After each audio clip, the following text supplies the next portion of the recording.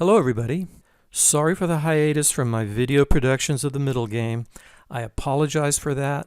In the meantime, I hope you have studied the book and all the videos on my YouTube channel. That should have improved your play tremendously. I hope to complete at least one video on each of the known middle game elements within the next few months. Thanks for hanging in there, and again, sorry for waiting so long. Before I get into the strategic lesson here, I want to re-emphasize some points. Basic piece maneuvering is the problem for players below 1700. My play really improved when I focused on question 28 in the book. How can my opponent stop or thwart my idea or next move? Or even how can he simply defend against it? When you start looking at your opponent's response to your candidate move and also at his counterattack possibilities before you make your move, your wins will shoot up astronomically. You will simply look for better moves, for moves that are truly forcing, that he can't stop, so you can gain the initiative and pressure your opponent. Really, I started beating experts with only that knowledge. So study the 6 power moves, the book, read it more than once. It holds the key to maneuvering your pieces. As the book emphasizes, the most important goal of chess strategy is to control your opponent. You do this by doing the most important thing on the board before your opponent can do the most important thing to you. Notice the key word is before, which is to have an advantage in the strategic element of time, which means you're one step ahead, which means you have the initiative. The other key phrase here is the most important thing, which is the ability to evaluate what matters most at any point during the game, which is what this lesson is about. That is the skill which separates players. Play forcing moves or prepare to play forcing moves to achieve what matters most. A threat to achieve a strategic goal or a threat to launch a winning tactic, which is the end goal of all strategic goals. In the end, you have to win material. When you gain a favorable strategic element, you can justifiably attack. Your goal is to create a favorable strategic advantage and then to form a plan around that so you can eventually win material. Of course, continue to improve your tactical ability and your combinational ability. Though I think calculation is overrated, I still say that 3 full moves deep, which is 6 half moves, is almost all you need most of the time once you understand the strategic elements well. Once you gain the most important advantage, you need to control your opponent's counterplay. Always consider his counterplay and shut it down when necessary. So I think that calculation is overrated, studying openings is overrated, and studying endgames is overrated. Really, one day I hope to write a book called How to Play Chess Without Thinking. That leaves us with strategic and positional chess. Using the 15 or so strategic elements is at the heart of master chess. So how do we determine what matters most? Creating favorable strategic imbalances in the opening is really the purpose of opening play. All else being equal, that is, unless your opponent plays badly and gives you a tactical shot, all your planning has to be around the strategic imbalances that you or your opponent create, intentionally or unintentionally, preferably intentionally by you. Okay, look at the position here in front of you. The first thing you should look at are all the forcing moves, right? The power moves, checks, attacks on the queen, undefended pieces, etc. So it's white to move here, but do notice that the rooks are engaged, the queens are engaged, this rook is undefended, there's a check here with against the white king, and there's a check against the black king. But if we look at the strategic idea here, and this is the open file, right? Control of an open file is one of the strategic elements. If you can do that, you have an advantage. So that tells you what to do in this position, because that's what matters most in this position. There are no other factors going on here, right? There's a balance of pawns on both sides of the board. So you play, you play queen takes queen. That moves the rook, and now you can penetrate to the 7th rank, one of the strategic goals. And white will have a lasting advantage in this game. Yeah, this would be good to play out, actually, if you can set this position up against a computer or something. Right? You're going to have to bring your king in, march it in, and start squeezing black. Okay, I don't know if any of you looked at my game, How to Play the Opening Without Knowing the Opening, which was taken from a game where I beat a FIDE master in tournament play. I found this opening position in Jeremy Silman's book, the exact same opening moves. So remember, strategic elements supersede all other factors in chess at times. So the game opened with d4, knight to f6, c4, c5, d5.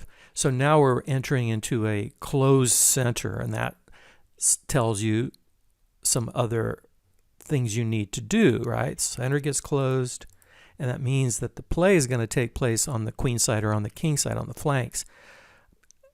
And that means it's going to be a slow maneuvering game until there's pawn breaks and the position opens up, which means, now check this out. So white has an advantage in development, but it isn't a real advantage here because the center is closed. So black did the right thing here by moving the knight back to start playing on the f-file. He has time to do this. That's the nature of a closed center. He's going to play on the king side. Okay, now let's look at this position. Let's take stock. It's not obvious at all. And that leads us into the theme of this lesson. So let's look at the pawns. Well, let's look at all tactical shots. Okay, first, so bishop can take knight, but we don't really want to give up our bishop, do we? What do we gain? We don't really gain anything that we know about, right? We're not going to mess up his pawn structure. So we have pieces are equal, pawns. We have 2 against 1 here. That's a key thing. That's a majority. And we have 4 against 3 here on the king side. Another majority. Okay, so we go down the list of strategic elements and open files like we looked at before. It's white to move. So you might think rook to c1 to at least capture the open file or to prevent black from doing the same. But you don't really control the open file when you move the rook here because the rook can be challenged, right, with the other rook. So you have to look to see if you can actually achieve what it is you're trying to achieve before you make those moves, and then look to see if you have something better. I mean, if you don't have anything better, then yeah, you want to keep your opponent from doing it to you, but he's going to have to double his rooks there, and you're going to have to double your rooks in order to really control that file and penetrate the 7th rank. So that isn't the theme of this position, actually, because there's another element which you probably have heard about, but which I heard about many years ago when I started playing chess, but really didn't understand or know how to capitalize on. And that is the minority attack. And also it underscores an idea of fighting from where you're at. Always try to maximize what you can out of the position where the piece is already situated. So this rook is already on the A file, and this pawn is backwards. It's isolated. So we want to get rid of that weakness, and at the same time we can launch what is known as the minority attack. 1 against 2. And the goal of the minority attack is to actually create a weak pawn so that you can actually go after. So basically, you've used 1 pawn to win 2 pawns. And that's really at the heart of it. And you can do that anywhere on the board at any time, but it usually happens from this position, which we're going to look at now. Okay, here's a pawn skeleton of how the minority attack can arise. White playing it against black, and this comes out of a number of openings, the Queen's Gambit and the Slav.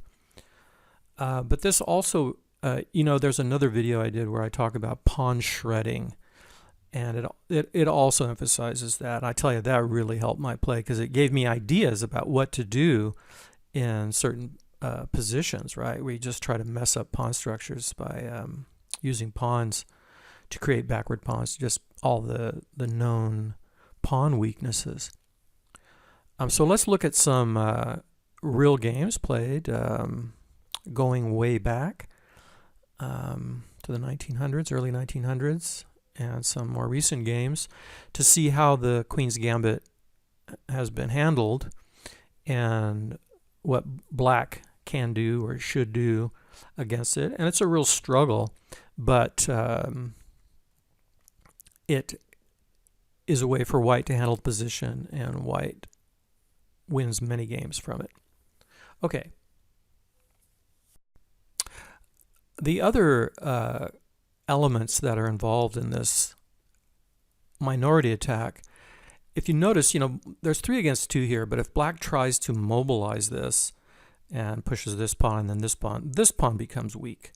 Yeah, and we do have the semi-open file here, and that's the other element. We're trying to create a weak pawn here, or to win the d pawn as well.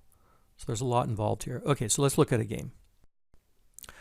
Okay, this is a game played between Vasily Smyslov and Paul Keres. Smyslov was world champion one year, and Keres actually was supposed to play in the world championship against Alexander Alekhine, but World War II put that off. So we're looking at really strong players here, and the game starts d4, d5, c4, e6, the Queen's Gambit, right? Declined. Knight to f6, bishop to g5, semi-Slav defense, e3, knight to d7, and pawn takes, and he takes with the e-pawn, and this is now giving the opportunity for a minority attack. And bishop to d3, bishop to e7, knight to f3. These are all natural developing moves. And castle, queen to c2, and it's to put pressure on the c file, but also one of the strategies for black is to come to e4, and this delays that. And also the knight can come to c4 to try and stop the minority attack. a5, but black generally wants to play on the king side, right? So the center is closed for a while, so then the players play on the queen side or the king side. Yeah, so white plays on the queen side with the minority attack, and black plays on the king side. I've played a lot of games. I mean, you probably run into this on your own without ever realizing it, and the games pan out that way. I mean, players generally find where their pieces can move. I always say move where you can, and that's probably a good plan. Yeah, all else being equal. Rook to e8 and castles. Knight over, so he's going to remaneuver to get over to the king side, and also it defends the h7 pawn from this battery. And now the rook comes to b1, definitely signaling the minority attack. So this pawn's going to just ram down here, and this is very interesting that whatever black does, it's bad for him at this point. I'll show you just how it pans out. Okay, so knight to g6, pawn to b4, bishop remaneuvers, right? He's going to try and get the king side, but he's going to be too late. All right, so b5, and now if he captures, this is weak. And also if he captures, then he puts pressure on the b pawn. Bishop d7, he captures, and now generally speaking, they say whatever you capture with now in c6 is bad, right? You take with the pawn, then you go after the pawn. You take with the bishop, it's even worse to take with a piece. Okay, bishop takes, because then you just go after the piece. And actually, one of the strategies in the minority attack is to try and get rid of the minor pieces and then keep your heavy pieces on the board, and then you go after this backward pawn. And then you can switch your attack, right? Because once you tie your opponent down to defense, then you can, start to maneuver to the other side of the board and try and create other weaknesses. He takes, bishop wants to trade minor pieces, yeah. Rook over, everything goes over to the queen side because that's where you're playing, right? You got to make that decision. Where are you going to play? Queen side, king side, up the center's closed. And now he's launching over here.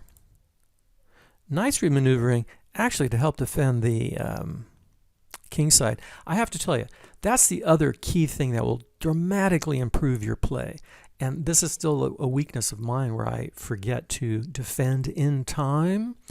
You know, when you're playing a good opponent, his counterattack may be good. So you have to really determine that and then remaneuver your pieces over for defense, or you have to start shutting down his counterattack. Because you will have an advantage here. White has an advantage here in a moment. He takes. All right, now he creates the backward pawn. So white has a real definite thing to play for, this backward pawn. Now black has two bad pawns, and it's going to be very hard for black to defend them. But you still have to be cautious, right? A better player will beat me in this position. Yeah? You know, so you have to play well. He goes after it, and knight defends, and the rook penetrates. Not that these are the best moves. This is interesting. You know, I mean, I looked at the analysis of this, and white should have played here. You know, this was a world champion, right? They don't all make the very, very best moves, right? Neither does Carlsen, but they do a lot of the time, most of the time. Okay, so we'll just look. Now it's a matter of technique, right? And you can see, we'll watch the rest of the game just to see how the technique pans out, right? So he got rid of this because this pawn was attacked twice, so he moves it. So if he had moved his queen there, right, that pawn wouldn't have been able to move, and he would have been threatening it. Okay, rook over. Bang, bang. So he gets the 7th rank. And now he wants to get rid of his backward pawn. So that's the other thing, you know. There's always some concession, right, once you're under attack. Because if you don't, you know, if one weakness can create another weakness. Now he's going to go after this pawn. This pawn's attacked twice. He'll capture in the center. Knight takes. And he's got to watch out for back rank mate. Yeah? Isn't that a mate? That'll be a mate, right? Let's see what he does. Now knight stops that check. And this pawn is going to go. Bishop defends, or at least he's going to maybe, I don't know. He's struggling. Now the queen gets this. Now it's mop-up time. You know, it's really encouraging. You know, Paul Carey really is one of the best players in history, right? So this strategic weakness was enough for him to lose the game. And also he didn't play it well, that's what's really encouraging to me. I mean, you know, so much chess is trial and error. You know, they can't solve it over the board while they're playing. So players go back and look and they go, oh, wow, he played it wrong. And they try to see how he should have played it. And it's just kind of cool to me that they don't solve these problems over the board. So he blocks that. And, oh, that's the other thing. I think I mentioned it earlier. So, you know, white in the endgame will have a majority, right? 4 against 3 over here. Yeah. So after he wipes out the queenside pawns, then he can go use his majority. And it's a little different for black to try and play the minority attack against white, mainly because the kings are there, right? He's going to have to expose his king if he wants to do that. That's why the queenside minority attack is superior. Attacks the knight. All right, so, I mean, the game could have played out in different ways. I'll just show you the ending of this, and we'll wrap up this lesson. I can do more, and I will at some point show you more games in the minority attack. But what I want to do is go over all of the middle game ideas the way I've done here and give you examples of each, and then we could expand on them later. Is there a threat? I mean, that's the other thing. You always want to look. Is there a threat? Yeah. Knight attacks. He's got to watch out. He's attacking the knight. He's got to stay on it or move the knight. Now he's going after the pawns, right? Remember, just mop up pawns in the end game. He takes, attacks the queen. Queen moves, targets this pawn and this pawn. X-rays with X-rays, yeah. You know, you've read the book. Undefended Knight. And he's happy to. Now he's got 5 against 3. You know, even though he'll double this, he's got a pass pawn, trade off the pieces, get rid of his ability to have a counterattack and cause damage to you once you're up material. Right, double attack on the pawn, defends. He takes. He should resign soon. Yeah, game over. Okay, so I hope you got something out of this. I'm going to give you links to a couple of other videos on at my site if you haven't seen them. You know, just the list of the middle game strategic goals, and also the 16 tactics or something like that, or forcing moves.